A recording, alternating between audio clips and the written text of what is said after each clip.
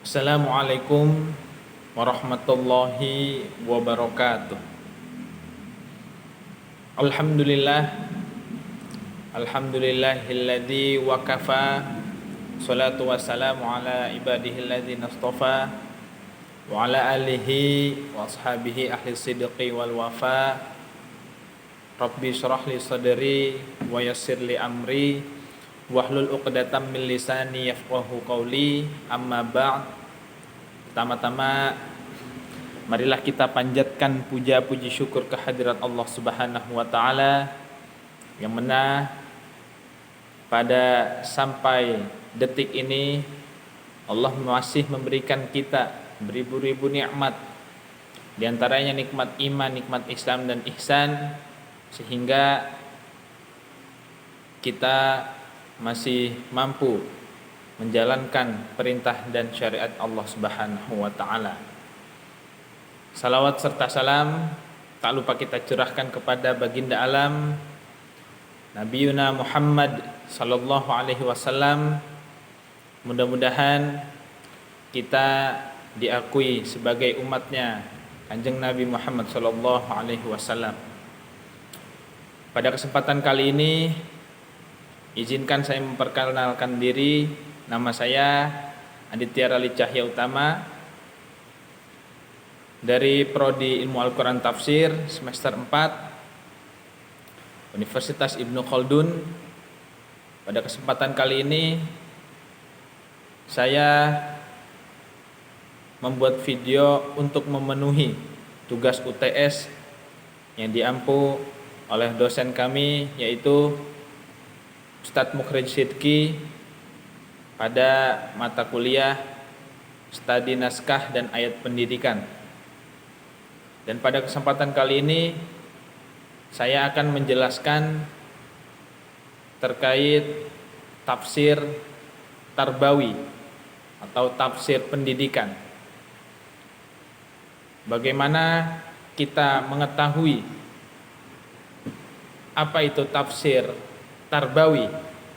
Mari sejenak dengarkan agar kita mengetahui tafsir tarbawi secara singkat.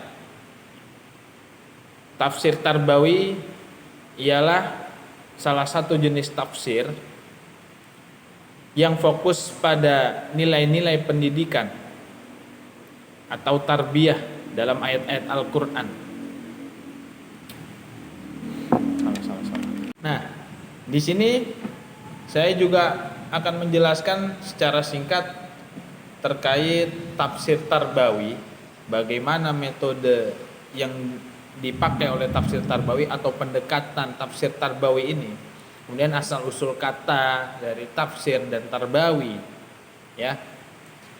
Jadi tafsir tarbawi itu adalah salah satu jenis tafsir Al-Qur'an yang menjelaskan tentang nilai-nilai pendidikan atau tarbiyah di dalam Al-Qur'an. Kata tafsir itu menjadi masdar. Kata tafsir itu menjadi masdar dari fassaro. Secara etimologis, kata tafsir itu berarti wal idharul kashfu, yang artinya mengungkapkan atau menampakkan. Dan juga kata tafsir berarti menerangkan sesuatu yang masih samar atau mengungkap sesuatu yang tertutup. Itu tafsir. Kemudian kalau tarbawi diambil dari kata tarbiyah yang bermakna pendidikan. Tarbiyah bermakna pendidikan. Memang secara leksikal ini tidak ditemukan dalam Al-Qur'an, akan tetapi ditemukan bahwa Al-Qur'an mempergunakan kata-kata yang akar katanya mempunyai dasar atau mempunyai sumber istiqaq atau derivasi yang sama dengan at-tarbiyah. Nah, kata-kata yang dimaksud ialah ar-rob, kemudian Robbayani, kemudian Nurrobbi, kemudian Ribbin, dan Rabbani. Meskipun memang kelihatannya sama, tetapi semua istilah tersebut mempunyai konotasi makna yang berbeda-beda. Nah, sedangkan secara terminologi, para ahli memiliki cara yang beragam dalam memaknai kata at-tarbiyah. Salah satunya pendapat Muhammad Jamaluddin Al-Qasimi. Beliau berpendapat bahwasannya at-tarbiyah adalah proses penyampaian sesuatu sampai pada batas kesempurnaan yang dilakukan secara tahap demi tahap. Berdasarkan makna tafsir, kata tafsir sendiri dan tarbiyah tersebut. Maka istilah tafsir pendidikan atau tafsir tarbawi dapat diartikan sebagai tafsir yang menitik beratkan tafsir yang menitik beratkan pada masalah tarbiyah atau pendidikan dalam rangka membangun peradaban yang sesuai dengan petunjuk dan spirit Al-Quran. Jadi tujuan tafsir tarbawi itu adalah untuk menggali nilai-nilai pendidikan yang terkandung di dalam Al-Quran. Selanjutnya yaitu pendekatan dalam tafsir tarbawi.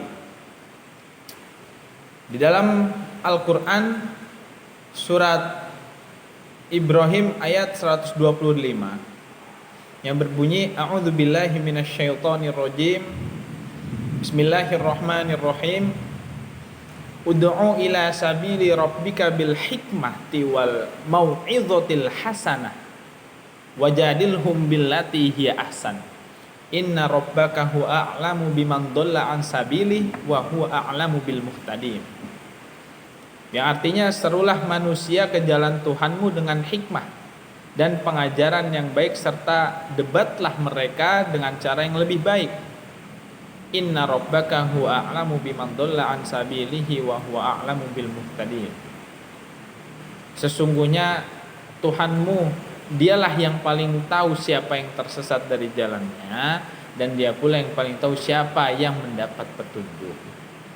Nah, kata mau'idhah hasanah di sini dapat dimaknai dengan pengajaran yang baik atau perkataan yang lembut atau wejangan yang baik atau juga pendidikan yang baik. Imam Jalaluddin Asyuyuti beliau mengartikan kata al-mau'idhah sebagai perkataan yang lembut. Ini menunjukkan bahwa nasihat atau pengajaran yang baik seharusnya disampaikan dengan cara yang lembut. Dengan cara yang lembut juga penuh kasih sayang dan memperhatikan keadaan serta perasaan orang yang mendengarnya. Dengan kita menerapkan metode ini dalam kegiatan belajar mengajar, guru dapat memberikan nasihat atau wejangan yang tidak hanya membangun pengetahuan akademik, yang tidak hanya membangun pengetahuan akademik dari peserta didik, tapi juga membantu mereka untuk memahami nilai-nilai moral dan nilai-nilai sosial yang penting. Maka peserta didik diajak untuk membedakan antara hak dan yang batil atau yang salah, serta mampu mengaplikasikan nilai-nilai tersebut ke dalam kehidupan sehari-hari. Secara keseluruhan, metode mau'idhah hasanah merupakan salah satu pendekatan yang mendalam dalam pendidikan karakter dengan fokus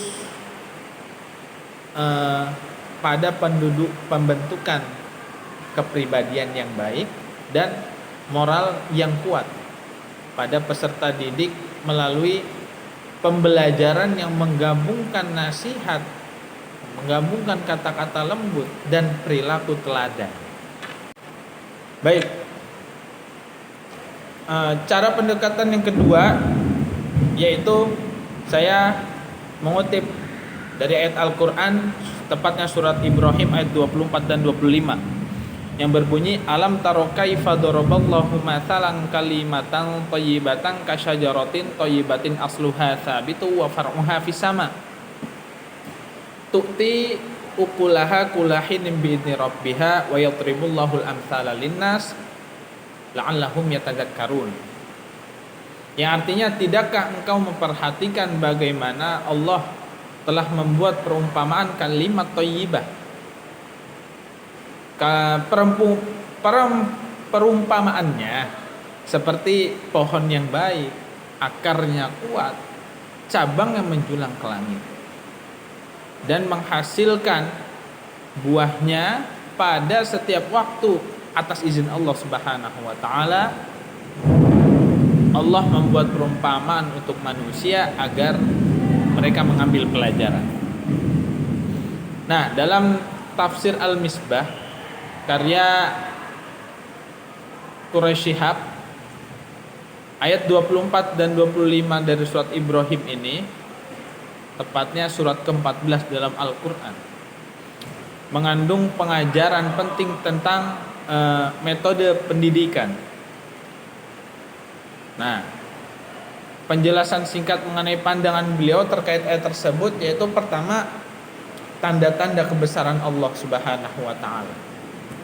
Ayat-ayat tersebut menunjukkan bahwasannya Allah Subhanahu wa taala menampakkan pada tanda-tanda kebesarannya kepada manusia melalui penciptaan alam semesta dan berbagai peristiwa di dalamnya. Ini mencakup pengamatan terhadap keindahan alam dan kejadian-kejadian yang menggambarkan kekuasaan dari dan hikmah Allah. Yang kedua, Quraisy Shihab menjelaskan tuntutan untuk memikirkan dan mengambil pelajaran dari tanda-tanda kebesaran Allah. Nah, kedua, Quraisy Shihab juga menjelaskan pada ayat ini bahwasannya tuntutan untuk memikirkan dan mengambil pelajaran.